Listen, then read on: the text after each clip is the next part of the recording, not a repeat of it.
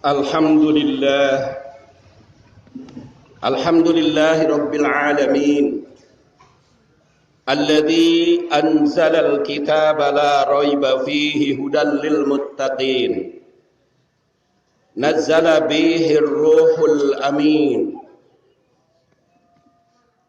ala qalbi rasulihi liyakuna minal mundirin, bilisanin arabiyyin mubin. Ashhadu an la ilaha illallah wa ashhadu anna Muhammadan abduhu wa rasuluh rahmatan lil alamin. Wassalatu wassalamu ala ashrafil mursalin wa ala alihi wa ashabihi wa man tabi'ahu ila yaumiddin. Ibadallah, usikum wa iyaya bitaqwallah fa innal jannata uiddat lil muttaqin. Qala ta'ala fil Qur'anil Karim, a'udzu billahi minasy syaithanir rajim. Bismillahirrahmanirrahim. Ara'aital ladzi yukadzibu bid-din, fadzalikal ladzi yad'ul yatim wala yahuddu ala ta'amil miskin, fawailul lil musalli alladzina hum an salatihim sahun, alladzina hum yura'un wa yamna'unal ma'un. Wa qala ta'ala ya ayyuhalladzina amanu taqullaha haqqa tuqatih wa la tamutunna illa wa antum muslimun. Allahu akbar, Allahu akbar, Allahu akbar, la ilaha illallah, wallahu akbar, Allahu akbar walillahil hamd. Allahu akbar, Allahu akbar, la ilaha illallah, wallahu akbar, Allahu akbar kabira, walhamdulillahi katsira, wa subhanallahi bukratan wa asila. La ilaha illallah wahdah la syarika lah, lahul mulku wa lahul hamdu wa huwa ala kulli syai'in qadir. La ilaha illallah wahdah anzaza wa'dah wa nasara 'abdah wa hazamal ahzaba wahdah. La ilaha illallah wallahu akbar, Allahu akbar walillahil hamd. Sidang Id yang berbahagia, Idul Fitri telah tiba. Kita sambut dengan gembira, penuh rasa syukur pada pencipta alam semesta. Sehabis lapar dan dahaga, kita kini berhari raya. Segera hapuskan noda dan dosa, segala kesalahan maafkan bersama, mengharap rahmat yang maha kuasa. Kita gemakan takbir dan tahmid, mengagungkan Rabbul Izzati, alamat rasa syukur atas rahmat dan nikmat yang tiada henti. Dialah ilahi yang selalu cinta pada hamba yang berhati suci. Dialah yang selalu dekat pada umat yang mendekatkan diri. Ramadan 1438 telah usai kita lewati. Saum yang dipardukan telah usai kita jalani. Zakat fitri dan zakat lainnya telah selesai kita penuhi. Kini kita tingkatkan amal bakti pada ilahi dan membangun negeri. Kalau semangat ibadah karena Ramadan, maka Ramadan tahun ini telah pergi. Kalau semangat ibadah karena mencari Lailatul Qadar, maka malam itu amat misteri. Kalau ibadah karena ikhlas ridho ilahi, maka dia amat kekal dan abadi. Dengan rasa haru kita tinggalkan Ramadan, tapi itulah yang sudah pasti. Kita belum tentu bertemu kembali di tahun nanti. Dengan selesai ibadah Ramadan dan zakat yang kita keluarkan, bukan berarti selesai pula segala urusan. Selesai melakukan segala tugas Ramadan, maka tugas lain membentang. Fa idza faragta fansab wa ila rabbika farghab. Maka apabila kamu telah selesai dari sesuatu urusan, kerjakanlah dengan sungguh-sungguh urusan yang lain, dan hanya kepada Tuhanmu lah hendaklah kamu berharap. Allahu akbar, Allahu akbar, la ilaha illallah, wallahu akbar, Allahu akbar walillahil hamd. Ibadah saum yang diperintahkan mesti meraih derajat takwa. Apakah kita berhasil meraih kedudukan orang yang bertakwa? Pertanyaan ini bukan dijawab secara lisan, tapi dibuktikan dalam ucap, sikap, dan perbuatan. Takwa dalam kaitan dengan ibadah Ramadan adalah al-ittiqa wal hifdu an iqabid dunya wal iqabil akhirah. Menjaga diri dari segala hal yang berdampak negatif, baik dalam kehidupan dunia maupun alam barzakh. Prinsip takwa adalah disiplin menjalankan aturan ilahi dan mengikuti sunnah Nabi.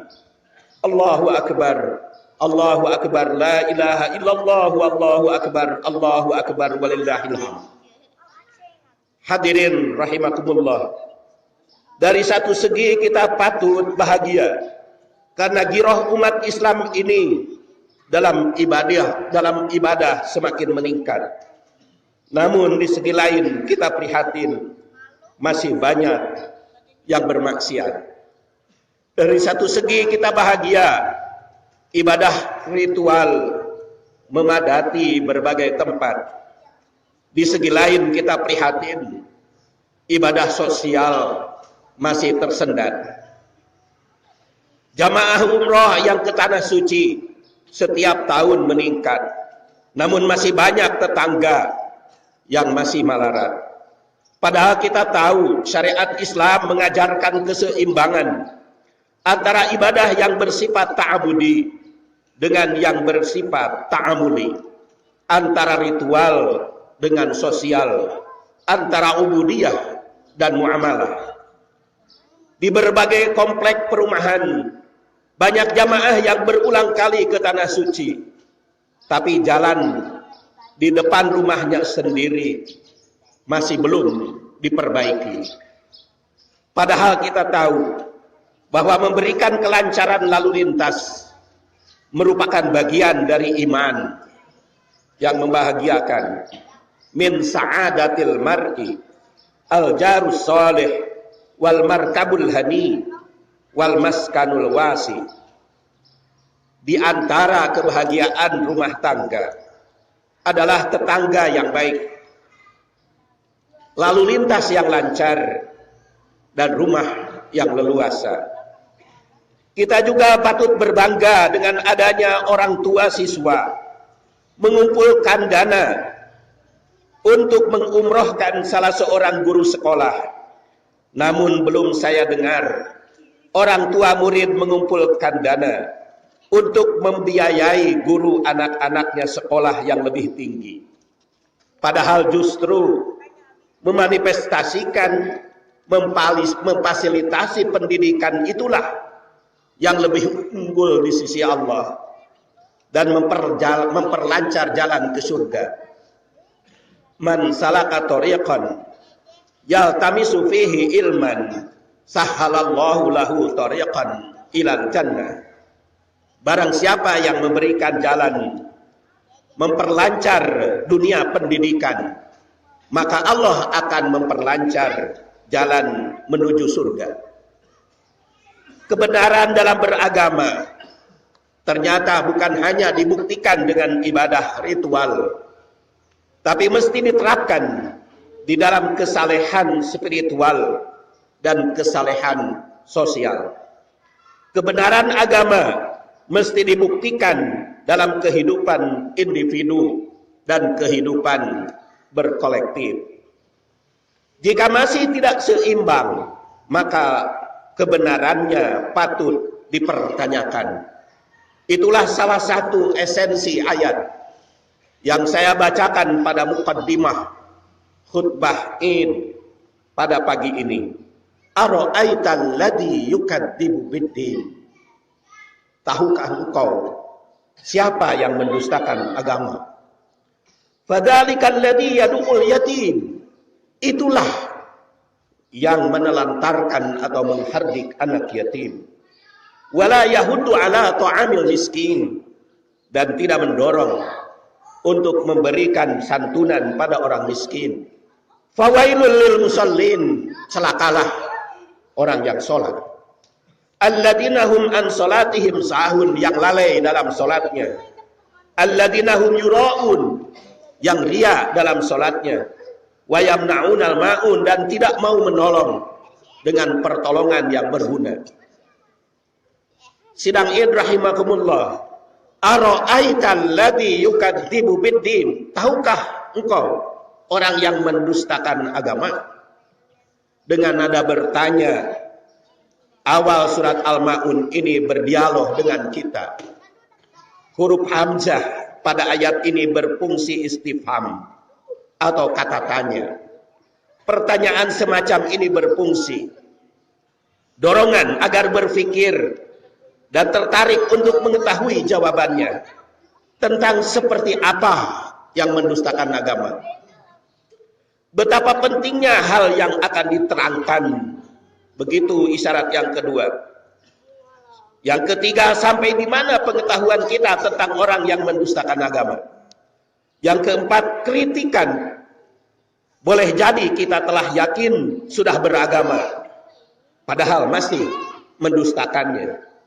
Yang kelima, larangan mendustakan agama dan perintah membuktikan kebenaran beragama dalam segala aspek kehidupan. Allahu Akbar, Allahu Akbar, la ilaha illallah, wallahu akbar, Allahu Akbar, walillahil hamd. Ada beberapa ibrah yang patut kita garis bawahi dari surat Al-Ma'un ini. Pertama adalah menjawab pertanyaan yang ditanyakan oleh Allah sendiri. Siapakah yang termasuk orang yang mendustakan agama? Fadzalikal ladzi yad'ul yatim. Itulah orang yang menelantarkan dan berhardik atau tidak peduli terhadap nasib anak yatim. Banyak fakta di masyarakat yang rela mengorbankan harta yang ditinggalkan almarhum. Harta yang ditinggalkan tersebut digunakan untuk ritual upacara kematian. Banyak pula biaya yang dikeluarkan untuk menghiasi kuburan. Sementara anak yatim yang ditinggalkan putus sekolah karena harta peninggalannya dihabiskan. Kita juga sering menemukan tren saat ini dalam berbagai upacara seremonial mengumpulkan anak yatim dari berbagai panti asuhan. Kemudian orang kaya membagikan uang secara langsung pada anak yatim, tidak melalui orang tuanya, tidak pula melalui pengasuhnya. Cara semacam ini kelihatannya seperti bagus, padahal tidak sesuai dengan apa yang diajarkan Al-Quran. Wala tu'tus sufaha'a amwalakum allati ja'alallahu lakum qiyama warzuquhum fiha waksuhum wa qulu lahum qawlan ma'rufa. Janganlah kamu serahkan kepada orang-orang yang belum sempurna akalnya, belum dewasa, harta mereka yang menjadi tanggung jawabmu, yang dijadikan Allah sebagai pokok kehidupan. Berilah mereka belanja dan pakaian dari hasil harta itu, dan ucapkanlah kepada mereka kata-kata yang baik. An-Nisa ayat 5. Bahkan pada ayat selanjutnya, sebelum menyerahkan harta milik mereka, mesti diuji terlebih dahulu kecerdasannya. Menyantuni anak yatim bukan dengan memberi mereka secara konsumtif yang menimbulkan jiwa penerima, justru semestinya membina mereka berjiwa produktif. Utamanya memfasilitasi mereka untuk menempuh pendidikan yang lebih tinggi agar derajatnya semakin terangkat.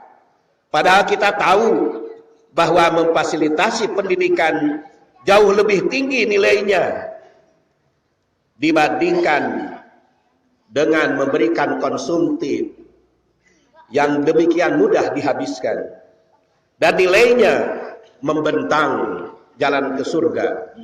Man salaka tariqan yatlubu fihi ilman, salakallahu bihi tariqan min turukil jannah. Yang kedua, wala yahutu ala ta'amil miskin. Pendusta agama adalah yang tidak mau menyantuni orang miskin, tidak peduli pada kebenaran dan pemberantasan kemiskinan.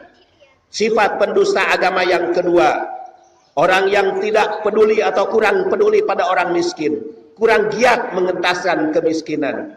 Padahal kita tahu berbagai kafarat yang diajarkan Quran untuk menutupi pelanggaran adalah dengan menyantuni orang miskin. Kafarat sumpah, menyantuni 10 orang miskin. Kafarat pembunuhan tidak sengaja, menyantuni 60 orang miskin. Kafarat pelanggaran haji, menyantuni 10 orang miskin. Pengganti saum juga fidyah untuk menyantuni orang miskin. Namun masih banyak yang lebih mengutamakan menggunakan harta untuk seremonial, ritual dibanding membantu orang miskin. Kenyataan di masyarakat masih banyak yang mengutamakan ritual dibanding kepentingan sosial. Padahal belum termasuk mukmin orang yang membiarkan tetangga lapar padahal dia dalam keadaan kenyang. Laisal mukmin billadhi yashba wajaruhu ja'i. Tidak termasuk orang mukmin orang yang perutnya kenyang sedangkan tetangganya dalam kelaparan, padahal dia tahu tetangganya itu banyak kekurangan. Yang ketiga, fawailul lil musallin alladzina hum an salatihim sahun. Celakalah orang yang salat, yang lalai dalam salatnya. Di sini ditegaskan, pendusta agama bukan tidak pernah salat, tapi pendusta agama juga suka salat, hanya salatnya lalai. Lalai yang pertama waktunya, sehingga sholatnya itu tidak tepat waktu, menunggunya sampai kehabisan. Lalai yang kedua adalah lengah dari apa yang dilakukan, sehingga tidak menghayati apa yang diucapkan dan dibacakan. Lalai yang ketiga adalah tidak memenuhi syarat dan rukun yang diwajibkan. Lalai yang keempat adalah tidak konsentrasi dalam sholatnya sehingga jauh dari khusyuk.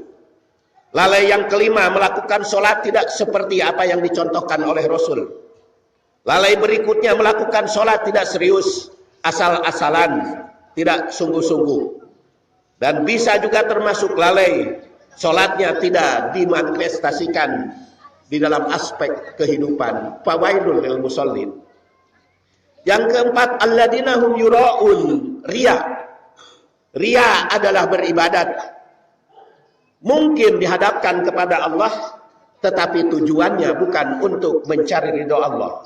Ini juga termasuk pendusta agama, berbohong kepada Allah karena tarkul ikhlas. Yang kelima, wa yamna'unal ma'un, tidak mau memberi pertolongan pada orang yang membutuhkan. Orang yang tidak mau memberikan pinjaman atau menahan zakat atau tidak bersedekah termasuk kategori menahan yang berguna. Makanya Ibnul Qayyim menegaskan, farriya bidul ikhlas wa man'ul ma'un bidul ihsan. Riya adalah lawan ikhlas, sedangkan yang na'ul ma'un lawan ihsan.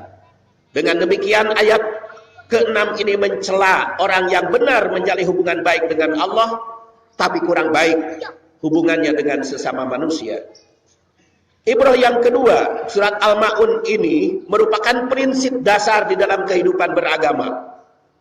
Dasar pertama adalah ibadah ritual yang tepat, disiplin, khusyuk, ikhlas, dan bebas dari riya.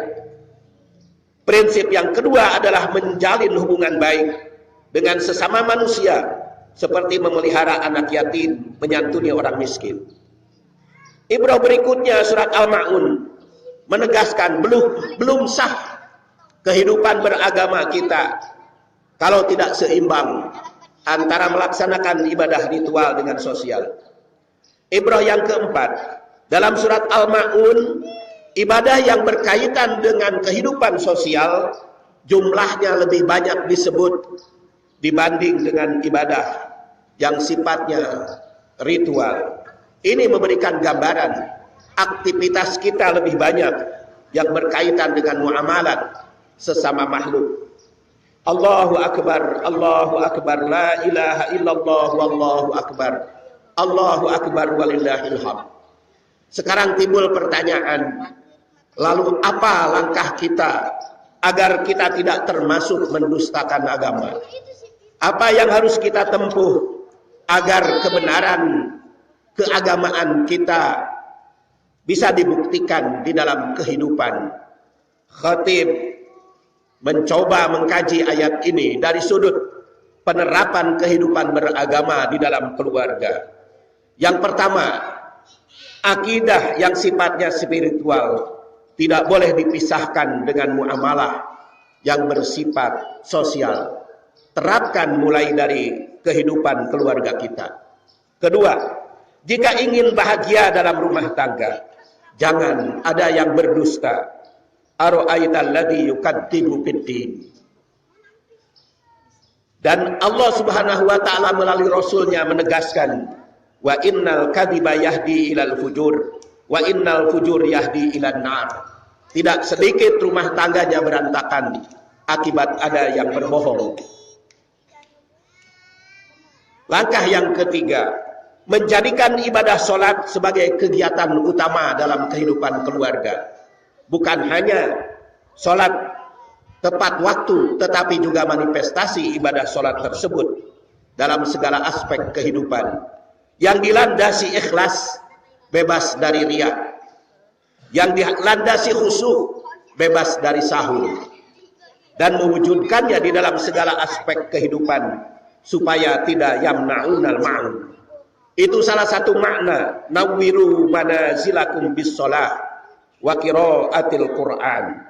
Prinsip ibadah adalah tajridul ma'bud wal maksud, memusatkan perhatian kepada Allah, hanya tunduk dan patuh kepadanya. Dan wa ma umiru illa liya'budullah mukhlishina lahuddin. Dan prinsip yang kedua ibadah salat dan ibadah yang lainnya adalah tajridu mutaba'ah Rasulullah sallallahu alaihi wasallam. Sallu kama ra'aitumuni usolli. Langkah yang keempat, sehatkan anggota keluarga dari penyakit rohani yang berbahaya. Penyakit rohani yang berbahaya berdasar surat Al-Ma'un ini, pertama adalah dusta. Kedua, pelit sehingga tidak mau berbagi rezeki. Ketiga, riya, yaitu beribadat bukan mencari ridho Allah. Keempat, lalai. Kelima, kurang peduli sesama. Oleh karena itu semua penyakit tersebut mesti dibersihkan dari kehidupan berkeluarga. Jika dibiarkan melanda mereka, maka akan menimbulkan kegoncangan jiwa. Langkah yang kelima, tanamkan jiwa penolong dan peduli sesama. Ketika Rasulullah Shallallahu Alaihi Wasallam ditanya amal ibadah seperti apa yang paling unggul, bahkan dibanding dengan i'tikaf di bulan Ramadan di Masjid Nabawi, Rasul bersabda, ahabbun nas ilallah ta'ala anfa'uhum linnas wa ahabbul a'mal ilallah ta'ala sururun tudkhiluhu ala muslim au takshifu anhu kurbatan au taqdi anhu dainan au tatrudu anhu ju'an wala an amsiya ma'a akhin fi hajatin ahabbu ilayya min an a'tikafa fi hadal masjid, yakni Masjidal Madinah syahran. Sidang Id rahimakumullah, hadis yang mencakup banyak tersebut memberi isyarat betapa pentingnya memberikan bantuan pada sesama manusia. Berdasar hadis ini, saling membahagiakan, mengatasi masalah yang dihadapi, menolong orang yang membutuhkan bantuan, membayarkan utang, membebaskan sesama dari kelaparan. Itulah ibadah yang lebih unggul dibanding i'tikaf 1 bulan di Masjidil Haram. Namun kita ketahui fenomena di masyarakat, banyak orang kaya yang mengorbankan dana puluhan juta untuk pergi umroh di bulan Ramadan demi i'tikaf selama 1 bulan di Masjidil Haram, padahal masih banyak anggota masyarakat yang masih membutuhkan bantuan. Hadis ini menegaskan bahwa 6 macam kehidupan sosial lebih tinggi pahalanya dibanding i'tikaf di Masjidil Haram. Bahkan Rasulullah SAW membatasi kepada kaum muhajirin yang ingin berlama-lama di Mekah pasca umroh. Beliau hanya mengizinkan 3 hari saja pasca manasik. Yamkusul muhajir di Makkah ba'da nuskihi salasan.